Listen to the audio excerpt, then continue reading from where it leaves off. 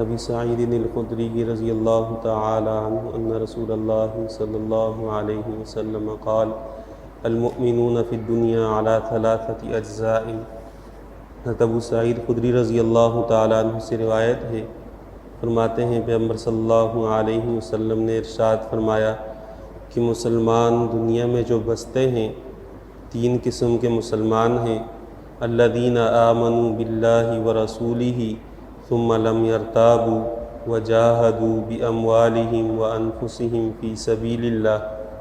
پہلا درجہ ان لوگوں کا ہے جو اللہ اور اس کے رسول پر ایمان لاتے ہیں،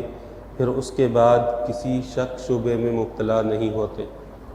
وجاہدوا باموالہم وانفسہم فی سبیل اللہ، اور وہ اللہ کے راستے میں لڑتے ہیں، اپنی جان بھی لگاتے ہیں، اپنا مال بھی خرچ کرتے ہیں۔ والذی یأمنہ الناس علی اموالہم وانفسہم، دوسرا طبقہ وہ ہے کہ جس سے لوگ اپنے مال کو، اپنی جان کو محفوظ سمجھتے ہیں۔ ثم الذی، پھر اس کے بعد تیسرا طبقہ ہے اذا اشرف علی طمع ترکہ للہ عز وجل، جب ان کو کسی چیز کا لالچ دل میں آ جائے تو اس کو خالصتاً اللہ کی رضا کے لیے چھوڑ دیتے ہیں۔ یہ روایت مسند احمد میں ہے۔ پہلا طبقہ جو اشرف الاجزاء کہلاتا ہے کہ ایمان لائے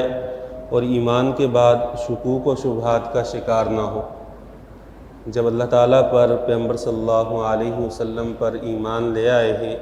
تو ان کی بتائی ہوئی باتوں میں، زندگی میں کیے ہوئے اعمال، ان میں کسی قسم کا شک شبہ پیدا نہ ہو۔ بعض دفعہ ایسا ہوتا ہے کہ انسان تحریریں پڑھنے سے یا مختلف لوگوں کی تقریریں، خاص طور پر ہمارے زمانے میں آپ کو انٹرنیٹ پہ مختلف قسم کی چیزیں نظر آ جائیں گی، اور ہر ایک میں مختلف بیانیہ ہوگا، اور ایسی چیزیں سامنے لائی جاتی ہیں کہ جس سے لوگوں کو تعجب ہو اور زیادہ لوگ اس کو دیکھیں، تو اس کے لیے وہ تو اپنا ایک سلسلہ چلاتے ہیں۔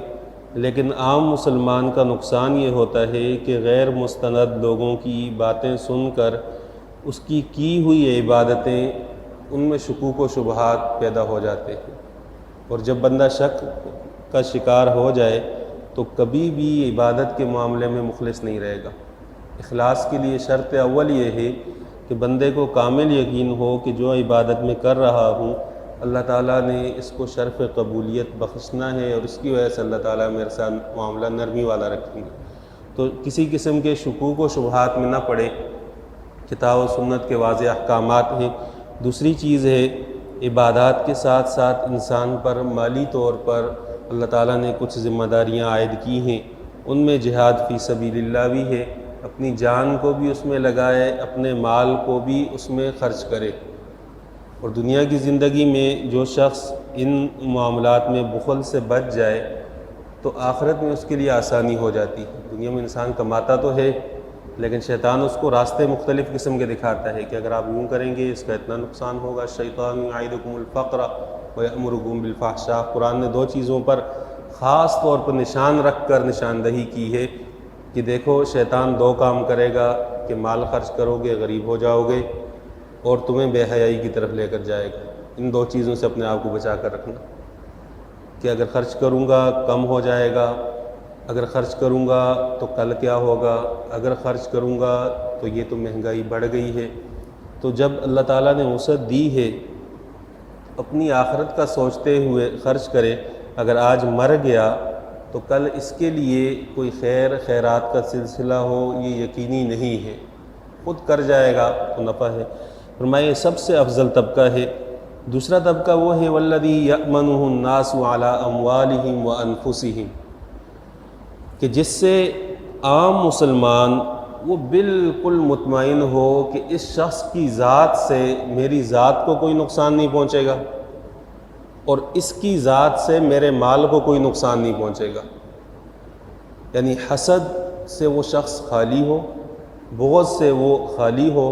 اور کسی کی چیزوں پر نظر نہ رکھیں۔ دنیا میں باوجود فقر اور غربت کے بادشاہوں والی زندگی گزارنے کا اصول ہے اس حدیث میں کہ انسان کے پاس جو کچھ ہے اس میں خوش رہے، اور دوسروں کی طرف نظر نہ رکھے، اس لیے کہ دنیا میں تو اللہ تعالیٰ نے لوگوں کو مختلف طریقوں سے نوازا ہے، اگر ایک کو دیکھے گا اس سے دوسرے کو، اس سے تیسرے کو، اور عام طور پر یہ حسد کا جو مرض شروع ہوتا ہے یہ شروع ہوتا ہے رشتہ داروں سے، کہ بھائی ہے، تایا ہے، چچا ہے، ماموں ہے، فلاں ہے، زاد ہے، ان کے پاس اتنا کچھ، اس کو یہ ختم ہونا چاہیے، اس کو نقصان پہنچنا چاہیے، اس کے مال میں نقصان ہونا چاہیے، اس کی اولاد میں نقصان ہونا چاہیے، پھر اس سے اور بہت ساری بیماریاں وہ پیدا ہوتی ہیں۔ قرآن کا اصول یہ ہے، نحن قسمنا بینہم معیشتہم فی الحیات الدنیا، دنیا کی جو زندگی ہے اس میں اولاد ہے، مال ہے، عہدے ہیں، رتبے ہیں، شہرت ہے، یہ اللہ نے تقسیم کی ہے۔ حاتم الاسم رحمہ اللہ فرماتے ہیں کہ میں نے جب یہ آیت پڑھی کہ اللہ فرماتا ہے کہ میں نے لوگوں کے درجات مختلف کر کے زندگی میں ان کو تقسیم کر دیا ہے، فلم احسد بعدہ احدا، اس کے بعد زندگی میں نے کسی سے حسد نہیں کیا، کہ جس کے پاس جو ہے اس پر خوش ہو جائے، اللہ اور دے، مزید ترقی دے، تو کسی کا جانی یا مالی نقصان نہ سوچے، ایسا شخص وہ دوسرے درجے پر ہے۔ اور تیسرا شخص وہ ہے الذی اذا اشرف علی طمع ترکہ للہ عز وجل، کہ جس کے دل میں کوئی لالچ پیدا بھی ہو کسی سے، کسی مسلمان سے، تو وہ اس لالچ کو اس لیے چھوڑ دے کہ یہ مسلمان اللہ کا بندہ ہے، میں اس کے لیے اپنے دل میں کوئی حرص اور لالچ نہ رکھوں، یہ تیسرا درجہ ہے۔ اس سے نچلے درجات جتنے بھی ہیں، جو لوگوں کے مال کو نقصان پہنچائے، ان کی جان کو نقصان پہنچائے، ان کے خلاف باتیں کرے، حسد کرے، دل میں بغض رکھے، مسلمان تو کہلائے گا لیکن ایمان کے درجات میں اس کا شمار حدیث میں نہیں کیا گیا ہے۔ ہر بندہ اپنے آپ کو ٹٹولے، یہ جو دل ہے یہ بھی تو فتوے دیتا ہے۔ حدیث میں ہے پیغمبر صلی اللہ علیہ وسلم کے پاس ایک صحابی آئے، انہوں نے کہا کہ یا رسول مل اثم یا رسول اللہ، یا رسول اللہ مجھے آپ گناہ کے بارے میں بتائیں۔ البر یا رسول اللہ، نیکیاں کون سی ہیں؟ پیغمبر صلی اللہ علیہ وسلم نے فرمایا استفتی قلبک، اپنے دل سے فتویٰ لے کہ تجھے دل بتائے گا کہ نیکی کون سی ہے۔ الاسم ما حاک فی صدرک، گناہ وہ ہے کہ جو تیرے دل میں کھٹکے، اگر دل میں ایمان ہوگا تو گناہ خود بخود کھٹکنے لگے گا۔ وَكَرِهْتَ أَن يَطَّلِعَ عَلَيْهِ النَّاسِ، اور تو لوگوں کے سامنے اس کام کو نہ کر سکے، تو یہ گناہ ہے۔ تو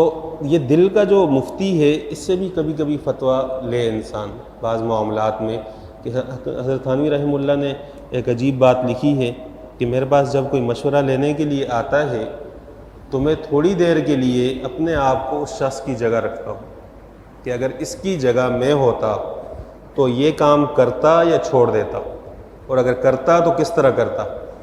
جو دل مجھے اپنے بارے میں رائے بتائے میں وہی رائے اس شخص کو دے دیتا ہوں،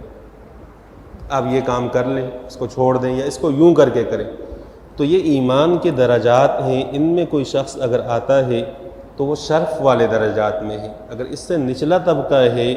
تو وہ پھر اس بات کی فکر کرے کہ اس درجے تک وہ کیسے پہنچ سکتا ہے۔ اصل میں یہ روایت، اس کا تعلق تو کتاب الجہاد سے ہے، اور پہلا حصہ اور اشرف الاجزاء جس کو کہا گیا ہے اس میں جہاد کا ذکر ہے، اس نسبت سے امام نے یہاں ذکر کر دی ہے۔